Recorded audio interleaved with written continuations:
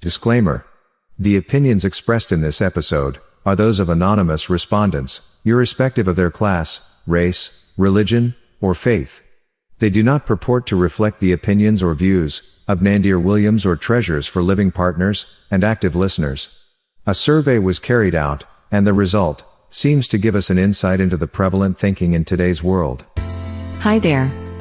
Welcome to today's episode of Treasures for Living podcast. We asked a few married men some seriously probing questions. And the answers we got? Let's just say they were quite revealing. So, sit back, relax, and enjoy today's episode.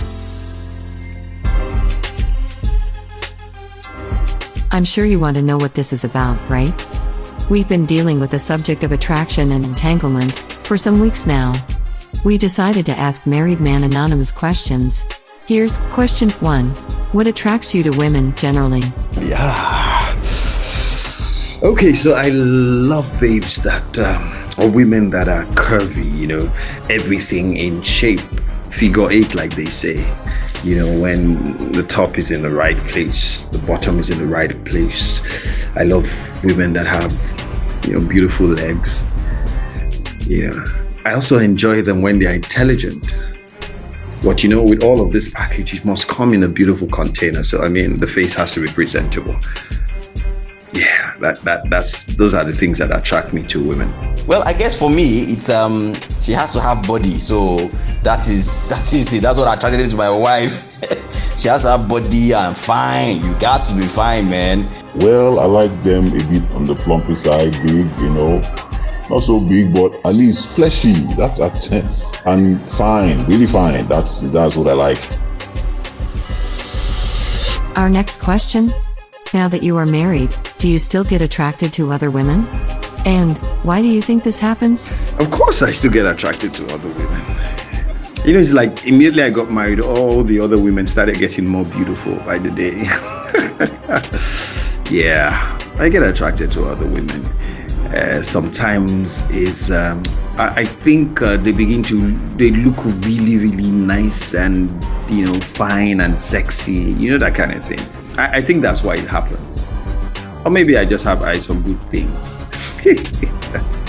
Definitely, you'll always find someone who is finer than your wife. There's always a finer version. But the truth about it is that what attracted me to my wife is, it's much more deeper than that. Oh well, of course you see other women that you see fine girl, nice girl, lovely, like the same feature. But of course, I don't allow it to enter my head, because if I allow it to get in my head, I try to clear it out of my head quickly. Because if not, your mind begins to wander. So that's what I do. I just take the thought off quickly and just kill it. Question 3. Will you discuss with your wife if you found another lady highly irresistible and attractive? And why? Oh yes, man. I need to discuss with my wife. In fact, when we see one lady, I can get it fine. Get it. My wife will say, she's fine too. So it's better to discuss it than to let it fester. If not, allowing it to fester, just begin to build. As they say, sin thrives in secrecy. So I would definitely tell my wife about it. Now, and why? Oh yes, definitely, because I need to do that. To kill whatever is beginning to build up. Would I what? It's like pouring fuel on one small fire. You don't discuss that, no, you leave it to yourself. You manage the situation. I'm attracted. We'll solve the problem, if it's a problem anyway. But tell my wife, okay? No, that's the beginning of the end, though. You don't tell the wife, you keep it. Question 4. Has any lady come strong at you in a suggestive manner after you got married? If yes, how did you cope? Oh yes, the lady came strong. Seriously. Of course, I told my wife straight away, and she decided she wanted to come in and handle the issue. I said, calm down before you take it again.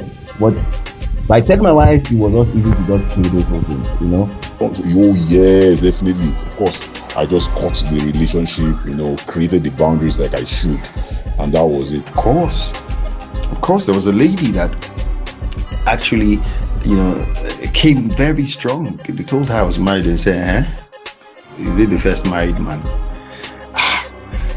Yes, ladies have come strong to me in suggestive manners. Yeah, they have. How did I cope? You cope by, you follow the flow. You understand, Abi? But yeah, you follow the flow. You're a sharp guy now. You understand what I'm saying? Question 5. Have you ever been emotionally close to a lady after you got married? Of course, yes. Of course, yes. Emotionally close, yes. There's madam. There's the wife. And you get my point. They are emotionally, yeah. Life must move on now. You understand? You eat okra soup today. Tomorrow you eat, egusi soup. You know that kind of thing. That's how it is, man. It is what it is. No, I try to guard against it. I think it's dangerous. So anyone, even the fact that when you talk to Karen, you just try to see how you can create the boundaries. Critical, man. Well, I've been thinking about that question, and I've been cracking my head. For me to crack my head, that means it doesn't happen. Everyone I've dealt with, I've killed that thought even when it's trying to come, because I just stay with this. Because allowing the thought to flow in, and dwelling on it, just keeps carrying it to another level. So I just kill it immediately. It's fine. They're fine. I don't tell you because you're fine. So I kill the thing like that when I tell you're fine. That's all. In our survey, when married men were asked, what attracts you to women? Over 60% indicated facial beauty and body shape. About 10% indicated money. Only 30% indicated spirituality. When further asked, do you always follow up when attracted by ladies? 60% indicated rarely. 20% indicated yes, when the opportunity arises. 20% declined to answer the question. When asked, as a married man, how far have you gone after being attracted to a lady other than your wife? 40% indicated it led to nothing. 40% indicated it led to friendship. 20% declined to respond. When asked, where is the place where you fight this type of attraction the most? 33% indicated places of worship. 25% indicated work and business places. Others indicated anywhere and everywhere.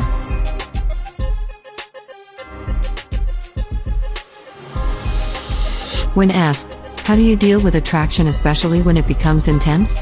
60% indicated they will shrug it off. 20% indicated they will discuss with their wives. 20% declined to answer the question. And finally, when asked, did you feel the ladies you were attracted to were more beautiful than your wife at any time? 60% indicated no. 20% indicated maybe. 10% indicated yes. 10% declined to answer this question. Oh. And by the way, just for your information, all the men indicated that they are monogamous in principle. The series on attraction has been really insightful, and I hope that you have been blessed.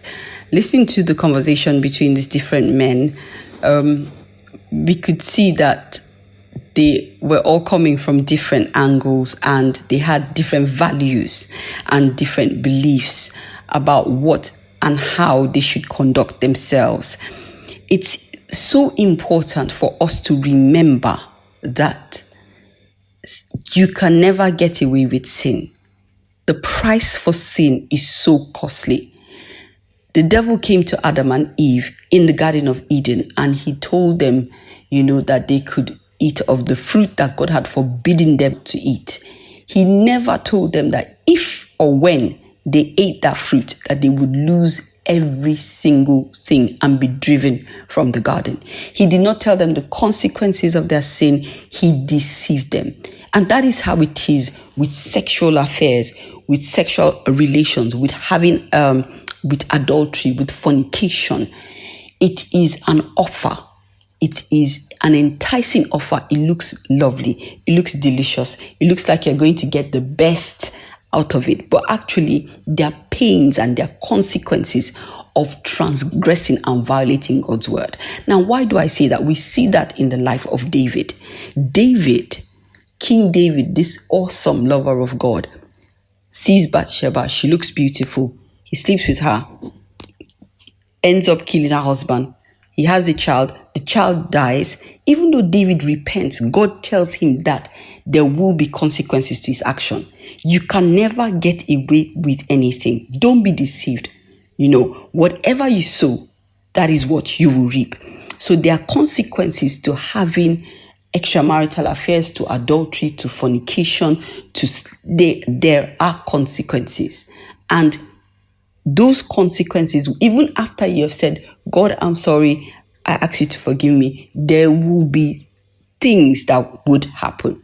So yes, God would forgive you and God will cleanse you of your sin, but there are consequences to your actions. So if we don't want to reap a wrong harvest, it's important that we don't sow the wrong seeds. May God bless you as you continue to listen to Treasures for Living. This is Nandu Williams. Thank you for listening to this message. We trust that you've been blessed, encouraged, and transformed to go out and make a difference.